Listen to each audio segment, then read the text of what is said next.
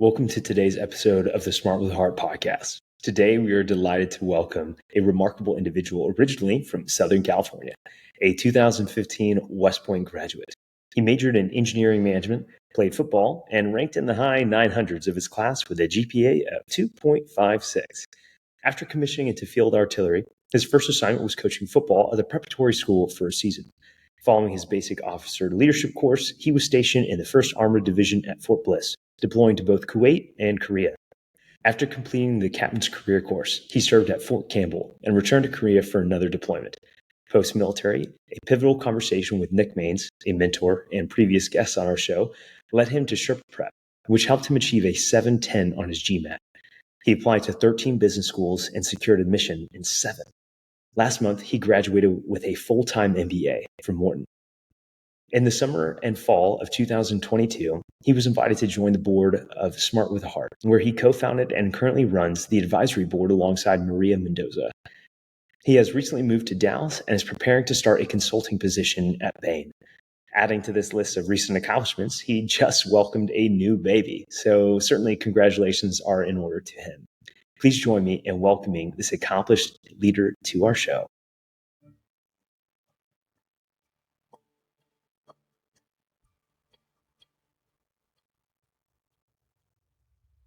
Todd, thanks for being here. Hey, thanks for having me, Bryce. I really appreciate it, man. Yeah, absolutely. So you obviously provided me a lot of content to kind of explore with your introductory biography. And I'd love to know, what is your story, a little bit about you.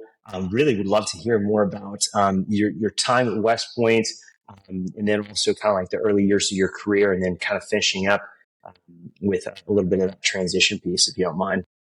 Yeah, sure. So, West Point was a great experience. Like you said, I played football there, and I was actually a walk-on, and I ended up making the team and ended up starting my senior year. So a little bit kind of like my experience to Wharton that I'm sure we'll talk about later, but sort of unexpected and nose to the grindstone, just keep working and things work out.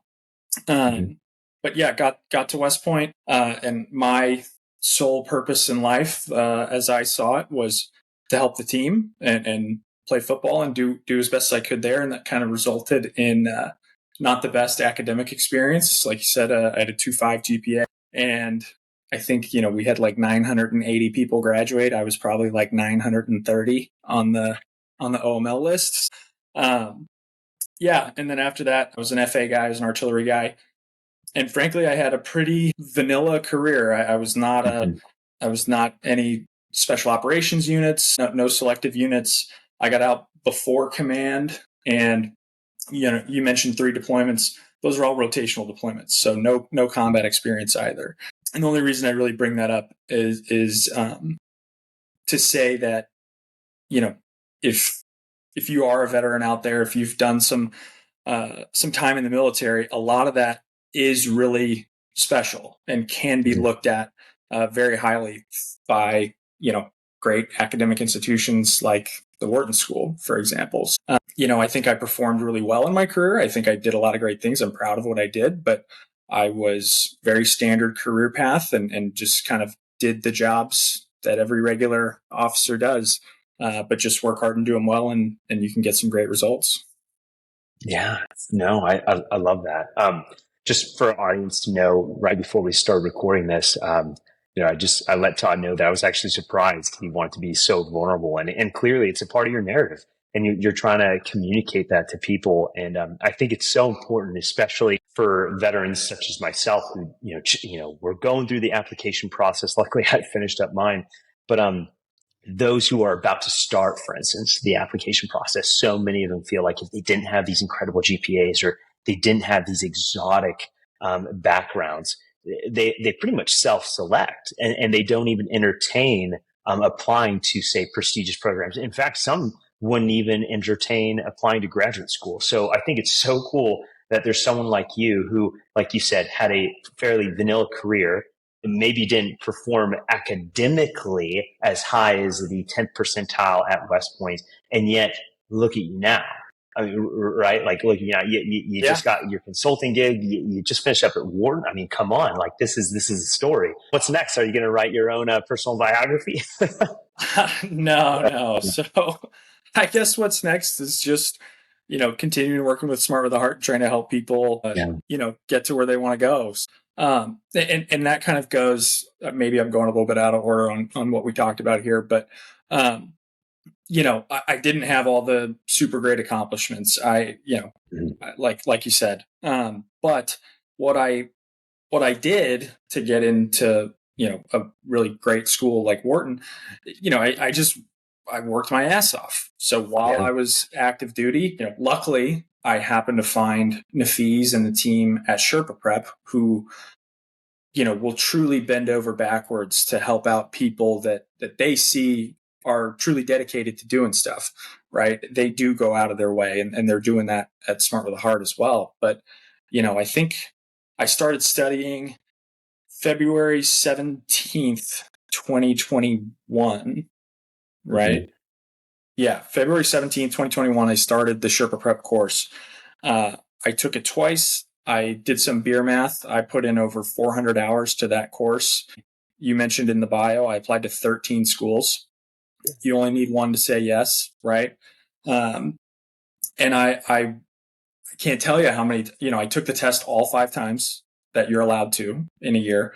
And you just put the work in, you do the networking, you do the studying, you do the essays with as much effort as you can, and good things will happen. I got told no by a lot of great schools, but I got told yes by a really great school. And that's the approach that works. I went 7-6 in the 13 schools that I applied to. I thought I was going to Michigan. I got into Michigan, and that was top of my list of like expectations. I applied to Harvard and Kellogg and all these other great schools, and got told respectively no. And like I bought my son a Michigan hat. Like I was in. We're going because Ross is great. It's a great school. I got in. I'm a football guy. They're a great football school. Thought it'd be fun. Yeah. And then the next week, Wharton's decisions came out, and somehow or another, somebody was looking out for me, and I ended up getting in there. But if you just put in the damn work, and it's a lot, but you don't have to have a crazy background. You don't have to,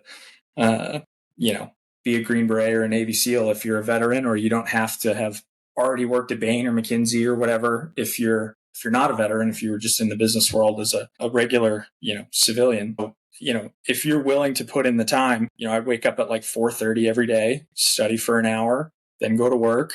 And then when I get home, I'd either do the Sherpa Prep class for a couple hours, or I'd eat dinner while I studied for another 2 hours. And that's, if you're willing to put in that amount of work, it can make up for a lot of not great on your academic resume. Todd, your story, you sound absolutely. I mean, the fact that you took the test all 5 times that you could within a single year, and then 13 programs. I only did, I did 5, and I thought that was my top limit. So 13, that's just another beast. Your recommenders too. They're certainly saints, especially if you use the same ones. Yeah. I sent them a nice gift for doing that. I didn't quite realize I was a recommender for some people this year. So I have been on the other side of that now, and I didn't quite realize. I thought it was a lot of copy and paste. It's a little more than that. So I did feel kind of bad about that.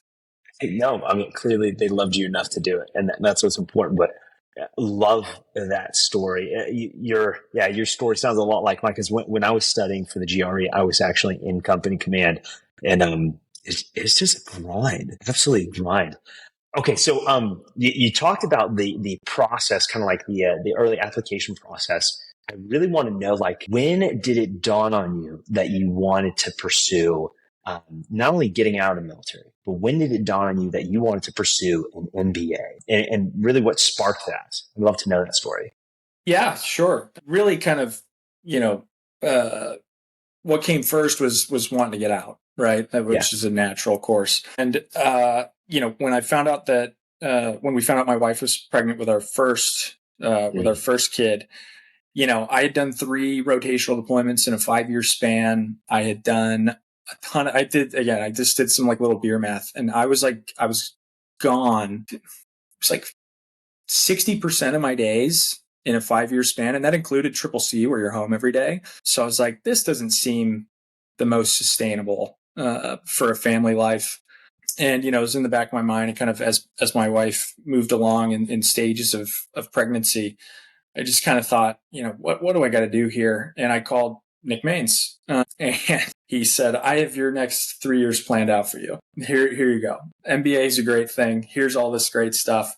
And, I think a lot of vets in particular look at it as, I don't know what I want to do when I grow up. And the MBA is a great option to kind of explore things. And it's a good structured environment in order to move forward and to do great things in your civilian life. And that's exactly what I thought. Luckily, I happened to make a phone call to a guy who's already involved with Sherpa Prep and is now obviously involved with Smart with the Heart and got me along in that too. And so I said, great, cool. And I signed up for the class the next day, and it was all full steam ahead. Okay. Awesome. I appreciate you sharing that. That is certainly difficult. You're not the first person to kind of communicate to me like that, despite having what you say is a vanilla career. I think it's pretty exotic. I didn't get to go to Korea, wish I did, but yet not being home, even though we're not actively engaged in combat, we are still actively engaged in just international affairs and constantly present everywhere across the globe. So a lot of people don't understand how often we're at home. I mean, heck, even when I was at JBLM in Fort Lewis, up in Washington, like it's just a training. We don't deploy up there. We do Pacific Pathway rotations, and those are usually handpicked every couple of years. But the trainings, even I'd be gone for like 2 weeks at a time, just eating MREs out of a striker. Come home for 3 or 4 days, rest, refit, and then go back out again. And then NTC and YTC rotations. So I relate on that level, but you were away from your family for so long, and then also have a kid coming along the way. No, I get it. So that obviously spurred the desire to get out. You talked about the MBA program kind of being like the way to get breadth and exposure to different industries to kind of find out what you want to be when you grow up. I totally can understand that. Somebody, explained the MBA as a vet was like, there's 2 types of vets who are going to go get MBAs. It's people who like kind of already know what they want to do, and they're literally going similar to the civilian folks who want to amplify or really pivot into a specific sector, or it's people who want to delay the inevitable or delay finding out what they want to do. But man, what a great way to do that. I mean, especially going to Wharton, that's amazing because it kind of sets you up for success pretty well. Yeah, I'm pretty pumped about it. It worked out well for me. One thing I'll say is something that I didn't realize as much, when you're in the application process and in the transition process and all that stuff is, there's at least 2, super common career paths out of business school that this applies to, and that's consulting and banking, where I think every single person who goes to business school should explore those 2. And not because I think they're such great careers or anything like that, because of the timeline and the calendar and the way that those industries recruit is, if you want to go be a banker, you have to be ready to recruit the second you step on campus. Consulting, you need to be ready to recruit 3 weeks after you step foot on campus. So everyone should look at those 2, even if it's just to rule them out. Because if you think you want to do them, you got to be ready to go kind of right away and jump in. And that was just thinking about the idea of like, I'm going to go to business school to figure out what I'm going to do. That was my mindset. And then I showed up and realized, oh my gosh, if I'm going to do these, I gotta kind of get moving. So I'll just throw that out there to anybody else who's thinking similarly. Yeah, my wife and I talk about it. How you go to the MBA to kind of figure out what you want to do and make the skills, to align with what you want to do. But the reality is, you kind of have to already know, because recruiting starts immediately. And if you don't have a job by that February or January in that winter quarter, you're going to do just-in-time recruiting, and that's just not a place you want to be. So yeah, I get it. So now I want to focus a little bit about Smart with Heart. Again, we've been talking about Sherpa Prep for our listeners. Just so you know, Sherpa Prep is the parent company that really where our founders came from, Jay and Nafeez, and started the nonprofit Smart with Heart. Todd, you can correct me if I'm wrong, but essentially it's the same program, same material, same touch points, but now offered online, really focusing on providing that boutique style mentoring and tutoring to minorities. Well, one thing is we're open to anybody. Anybody can sign up. Yeah. We've got 3 veterans on our board, so we have a specific interest in helping veterans, and veterans are a group that are consolidated, so they're a little bit easier to kind of track down. But yeah, what Smart with a Heart is, Sherpa Prep, like you said, is the parent company. They've been a successful test prep company with the GMAT and the GRE for 20 years, right? They dominate the DC area where they're located, and then luckily I went through this process during COVID, so they had Zoom classes, which Nice. They still do now, but they didn't before that. What Smart with a Heart is those guys, Jay and Nafeez, they have seen through their 20 years apiece of doing this at this whole system is not super fair. This whole way that you get into these great schools is not the fairest thing out there. And it has to do with your income.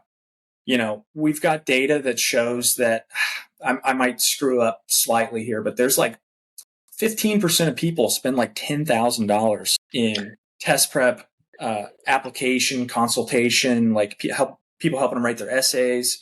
You got to pay to take the test. You got to pay to apply. You got to pay. Everything is financially driven. And, if you don't have a ton of money, you don't have a ton of chance because everybody else is taking advantage of these systems that are out there, like tutoring or just a high cost test prep that's high quality as well. They have access to it and you don't if you don't have the money. So Jay and Nafeez are truly the 2 most genuine altruistic people I've ever met in my entire life, and they truly want to help. They priced Sherpa Prep below market value forever just to be able to help people, and now they've found a way to really scale that and offer it at offer the same quality at an even lower price. So Smart with a Heart is right now only GRE, but there will be a GMAT course soon. I don't have specific dates, but soon.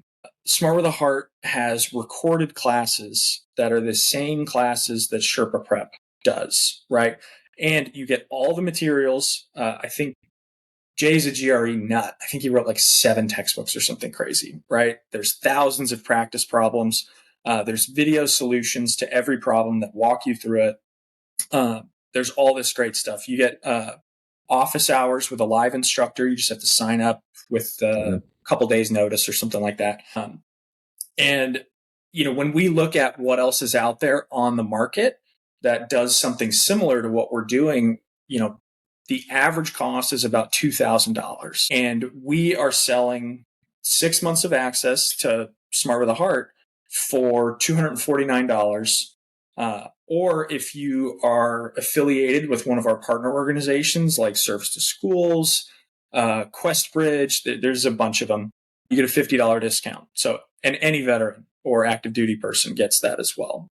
$199 or $249, depending on if you qualify for the discount. So it's really something that we're tremendously proud of. Jay and Nafeez are geniuses that have a really, I think perfect way of teaching these things, breaking them down, showing you the tricks, kind of pulling the curtain away to say, hey, this is what they're actually testing you on. Here's the tricks to it. And here's the, here's the strategy to take the test itself. Let's think about how long we're doing each problem. Let's look at the clock. Let's think, okay, when is it appropriate to skip a question to get ahead on the clock because multiple wrong answers in a row hurt your score in the algorithm worse. There's all this inside info that's out there. Inside info is the wrong word. There's all this great information that's out there that people don't know, and you can get it for, $250. Absolutely. A lot of people who start let's say the GRE adventure, they don't understand that it's not just a test of sequential problems.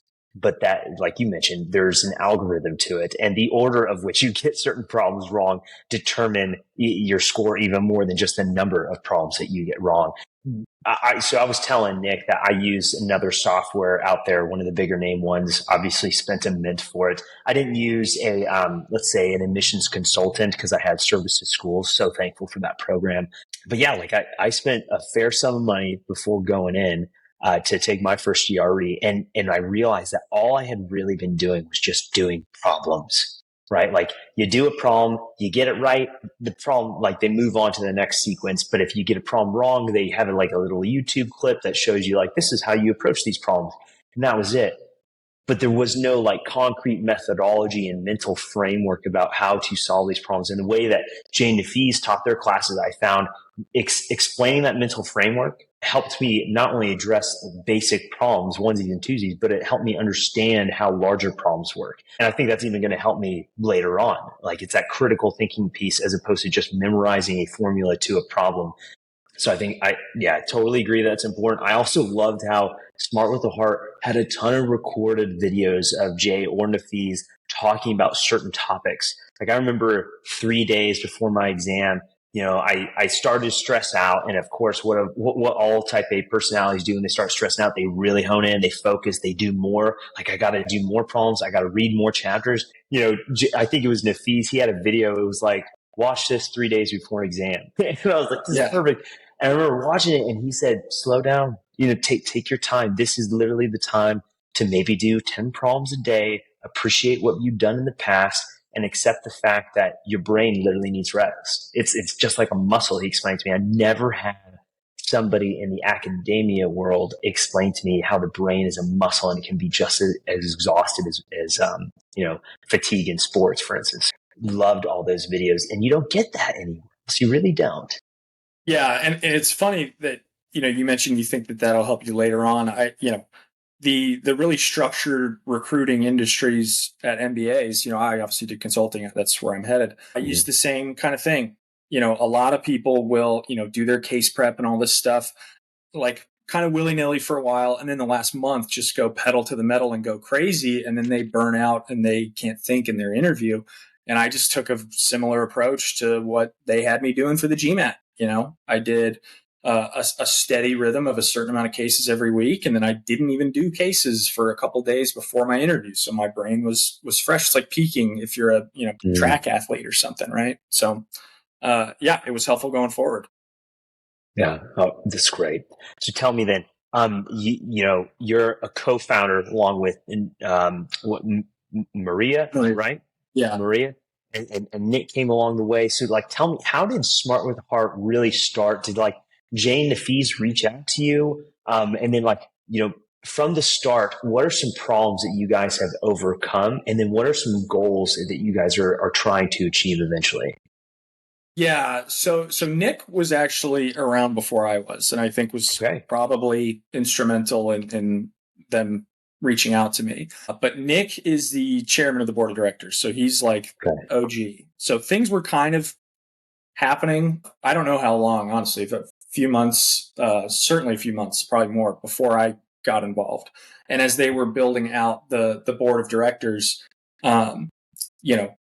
Nafees reached out to me and said, hey, would love to have a chat and see if you're willing to do this. And I think he did that because Nafees did so much pro bono stuff for me, like helping me with essays or like a quick 30 minutes on like tutoring this and that for the GMAT. And he just like never charged me. And I would say, hey, how can I, I know you charge for this stuff. How can I, what do I owe you? He said, we'll worry about it at the end. Worry about it at the end. Worry about it at the end. And then eventually I did, I did pay for it, but looking back, I paid not nearly what I should have, but I always said, how can I help with anything that you're doing? How can I help? You're doing so much for me. And I think he just sensed that I was genuine in saying that. I wasn't just trying to be polite.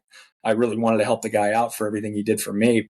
And so when they reached out, I said, whatever you need, of course, I'll do it. And they were looking for someone to be the chairman of the advisory board, but there was no advisory board yet. You know, I figured that's probably my job to to start it if they're going to put me in that role. So what we've done with the advisory board is, like we said before, anyone can sign up for Smart Art. We don't discriminate against anybody, but we have a specific interest in helping groups that are typically underfinanced, and we want to help veterans, which can fall into that category or not, really, right? So we created two subcommittees on the board. One is military and veteran, and I oversee the whole board technically, but really I do the military side. And Maria does the other side, which we just called URI, under-resourced individuals. A lot of what we've done with that, well, one, we've recruited advisors to come help us. And it's mostly, well, I think it's probably 90% former students that feel similar to the way I did, where, hey, this guy's done so much for me. These guys have done so much. Well, how can I give back? And it's just folks who want to help out. And through our advisors and some of the work that I've done, we have a relationship with Service to Schools. We have a relationship with an organization called 51 Vets, Three Rangers Foundation, the Honor Foundation, a bunch of these, Sit-Reps to Steercos, a bunch of organizations. We've spoken at the Service Academy Career Conference. So a bunch of stuff like that. And we've got some real serious irons in the fire on the under-resourced individual side that Maria has really been cooking on. So that's what that is, and that's kind of what I do. I also just try to help out with whatever we need. Our cost, or the price that we charge, is super low, which requires us to run a super lean organization. None of us on the board get paid for anything we do, which is typical of a nonprofit board, but we rely on a lot of cheap labor in that respect, right? We rely on the board to get things done. So outside of the advisory board, if there's anything that needs to get done, I've done some work with our Google ads. I've done some other things, but going forward, our goals are, one, in fundraising. We need to, we charge a little bit under cost. So we need to bridge that gap with fundraising. So there's some things there. And if anybody's listening to this and feels charitable, great. We love money. But otherwise, it's just student signups. It's with any startup kind of thing. We just launched 13 months ago. So we're definitely still in a startup phase. It's just awareness, getting people to sign up. We know for a fact that we have a fantastic product. We know, beyond a shadow of a doubt, that there's nothing pound for pound, dollar for dollar that's remotely close to what we do. And getting people to understand that and sign up for that when there's not a long history, because we are new, is a difficult thing. And generally, you've only got one shot to get somebody to sign up. Most people will only take one prep course and then say, okay, I'm good. Or they won't take one at all, right? So getting an understanding, getting people to understand that our price is not indicative of our quality is what we really need to make sure.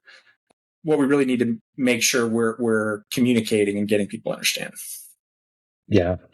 So Nick and I kind of talked about this a little bit, specifically with that price point. Sometimes it almost makes people nervous, right? It's like if you're buying something online, say a speaker, you're not going to get a $70 speaker if you want a good one, and you're probably going to get the $2 speaker, right? But in this case, It's really not like that. And I really can attest to this, because I remember going through the program. I think I'm probably one of the first 100 individuals, because I signed up as soon as I saw it become available through, I think it was a Sit-Reps to Steercos webinar, maybe a Service School webinar.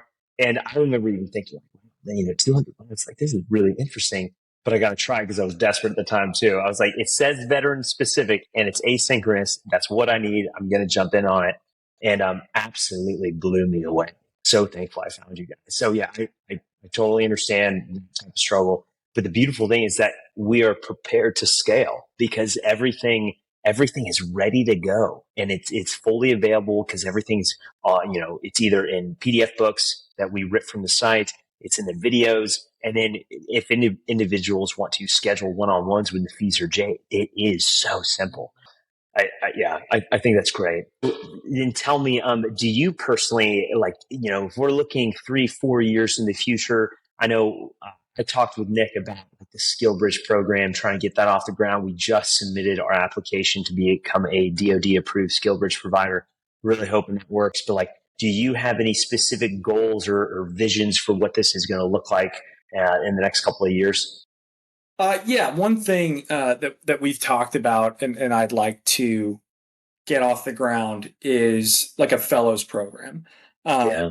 We'd like to identify, high performers or high work ethic, or have some sort of criteria of folks, and we'd like to be able to fundraise for that and refund their whole charge from us, so it's truly free. Because if you're the right person that's going to do right in the world, and anything financial is keeping you from the opportunities to do that, we want to remove that barrier. That's kind of what the whole thing is about, right? We want to remove the financial barrier for people to be able to climb in socioeconomic status. And if I think that's a way that we can do that even more, but it's going to require a little bit more man hours, some more fundraising, some things like that. And while we're kind of getting ourselves up and running in this first year that we've been doing, it's kind of not been in the cards, but that's something that we certainly want to be able to do in the future.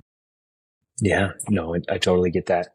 No, I think it's certainly possible, especially with, if we do end up getting that skill bridge aspect, to be able to interview prospective candidates, specifically veterans who are transitioning out, to not only leverage the skills that they bring to the table to help the nonprofit, but also benefit from, say, going through our program during their application process. I totally agree.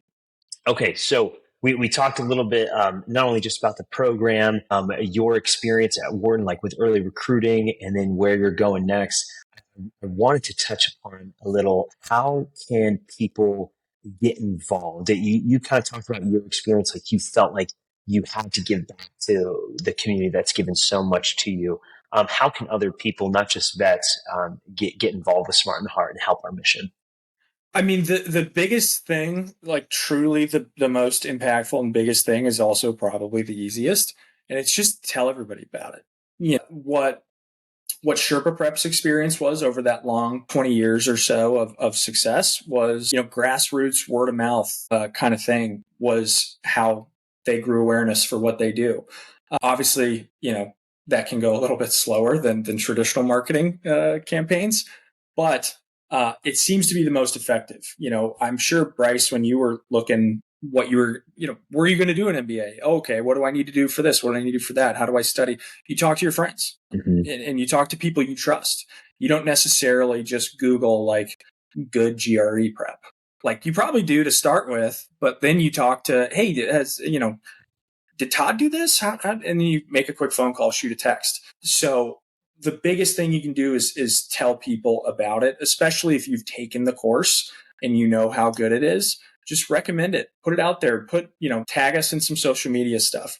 That's the easiest thing you can do. And that is truly something that goes a long way in the field that we're in, because there is so much sort of trust that a program needs from a prospective customer in order to sign up. But if you want to do more than that, I think there's some contact info on the website. If you want to be more involved with Smart with a Heart, reach out. Like I said before, our cost is so low because we rely on a lot of goodwill from people to kind of get some things done. So if you want to do more, we got stuff that needs to get done. So if you want to help us out, reach out, and I'm sure we can figure something out. Fundraising is the other thing. If you want to help us out, but you don't want to give us your time, like I said, we charge below cost, in our model. So we are constantly needing to fundraise in order to bridge that gap. And if you go on the website, there is a super easy link. I think it's just right at the top, says donate if you're interested. That's those are the two things that are sort of the low hanging fruit. Tell your friends, and if you're willing to, we'd really appreciate a donation. Awesome. Okay. No, I think that's an easy thing for us to do, especially veterans within a tight community. And then just trying to, get the word out. That's when I reached out to the company, I was just so humbled and grateful. I realized that I had to get back. So I signed up to be an ambassador with Service to School. And then I reached out to Smart with Heart.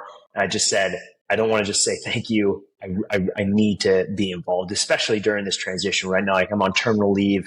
I'm going to go to school up in Chicago here in September. Super excited about that. But I knew I needed to get back. So I got a hold of Bronwyn. She's our president and executive director. And we hopped on a call. And the first thing I thought of was like, let me start a podcast and let me just get the voice out there. Let me spread the word in some capacity, whether audio or video. Because I think this is something that I've always wanted to do podcasts. So I'm really excited to do this. But yeah, just we need people to get involved in any creative capacity. So yeah, if any listeners out there, especially those who have used our program, definitely there's a project for you, even if you're the one who makes it. But regardless, Todd, thank you so much for your time. Before we close up, I know we're a little over on a 30-minute time hack, but I wanted to know, is there anything else you want to leave our audience with? Anything you want to talk about? I think we hit a lot of things. I just think that the big thing, especially for veterans, is don't self-select. And that's not even just for veterans. Don't self-select out of something. I didn't get into Harvard. I didn't get into Kellogg. I didn't get into Yale. I didn't get into Texas. I didn't get into UVA. I didn't get into, I don't know, I'm sure there's more. But I did get into Wharton. You only need one to say yes. So do as many applications as you can do well. Like as much bandwidth as you have to put in a good application, do that many, because you just never know. If I left 2 off or 3 off, I'd be in a very different position right now. Yeah, absolutely. Do not self-select. I'm pretty sure that'll be the title of this podcast. Yeah. It has to be. Don't self-select. Sure. Todd, it's been such a pleasure. Your time obviously is so valuable, from consulting to a brand new newborn. Again, congratulations, not just on your family, but these goals that you've done, the path that you've paved for other folks to follow. I think it's absolutely incredible, and I'm so appreciative of what you've been doing. So again, thank you for your time. And yeah, I look forward to chatting with you soon. Yeah. Thanks for having me, man. This was great.